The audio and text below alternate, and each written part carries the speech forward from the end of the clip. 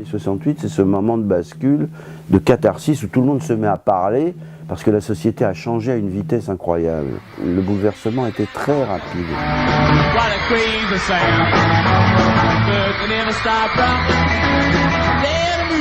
Vous avez cette société entre l'ancien et le nouveau, ces contradictions. Vous êtes jeune, vous les vivez assez intensément, et vous avez dans ce basculement quelque chose qui est très important pour la jeunesse, c'est le rock et le yéyé. Parce que le rock et le yéyé, c'est la musique qui correspond un peu au nouveau monde, avec les pulsions d'adolescence, mais aussi une espèce de joie de vivre, une espèce d'insouciance dans un monde nouveau. Mais en même temps, vous êtes angoissé. C'est-à-dire, ce monde nouveau, vous ne savez pas trop où il va.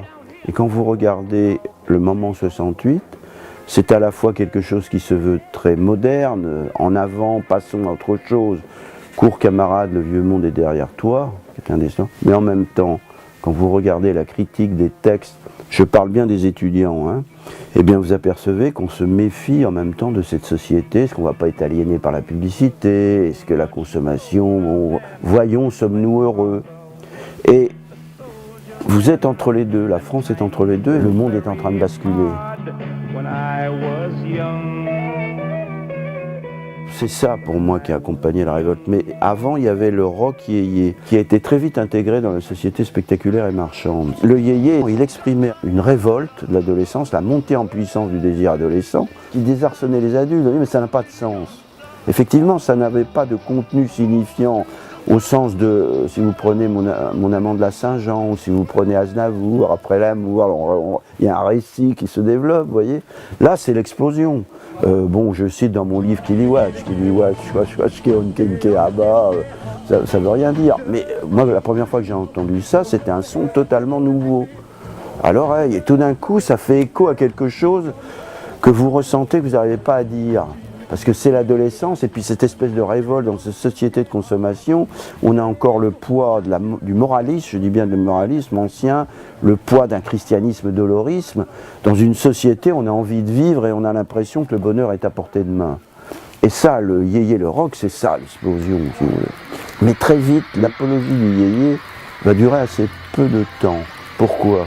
Parce qu'il y a la révolution pop en Grèce culturelle. Il y a une pulsion, une force explosive, si vous voulez, qui est incroyable.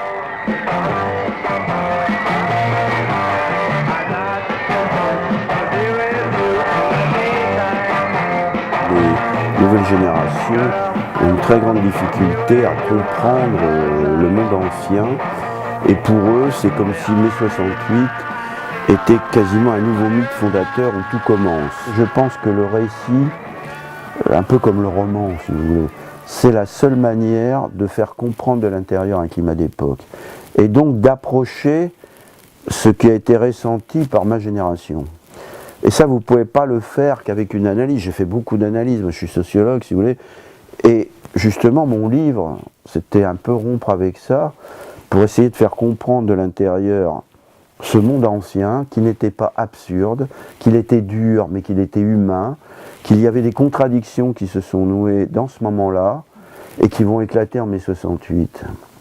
Et qu'on a été, finalement, peut-être les pionniers d'une culture adolescence sur laquelle il s'agit aussi de prendre un certain recul. Voilà. Et si vous voulez, j'arrive à faire comprendre un tant soit peu de l'intérieur ce monde ancien, et la révolte qu'il a amenée, j'en serais tout à fait ravi, parce que j'aurais contribué un peu à retisser le fil entre les générations. Les 68ards ont occupé l'espace, ils ont pris le pouvoir à un moment donné, ils ont été démagos, enfin au sens propre. Et ce qui me frappe beaucoup aujourd'hui, les nouveaux gardiens du temple, ils n'ont pas vécu l'événement. Si vous voulez, ils vivent encore dans un petit milieu un peu médiatico, tiennent quelques bastilles. Ils disent attention, on ne peut pas toucher, ne touchez pas 68. Pour eux, c'est un mythe fondateur. Et ils ont baigné dans la belle histoire qu'on leur a racontée. Enfin, ça c'est mon point de vue, parce que je suis très critique sur l'histoire qui a été racontée depuis les années 80. Hein. Bon, en gros, c'était des jeunes, d'accord, ils ont fait des conneries, mais c'était des beaux modernisateurs. C'est l'histoire racontée par les gagnants, en fait. Hein. Donc ces jeunes, si vous voulez, il y a une bonne partie qui s'en fout littéralement. 68, c'est pour moi l'équivalent de la préhistoire au sens propre, si vous voulez. Hein. Le problème, c'est assumer une position, savoir ce qu'on veut transmettre.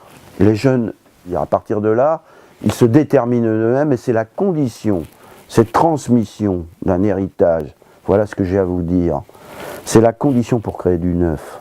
Sinon, vous répétez de l'ancien, vous avez l'impression d'être anticonformiste, vous êtes le conformiste qui répète la énième version du mai 68 qui est fini depuis longtemps.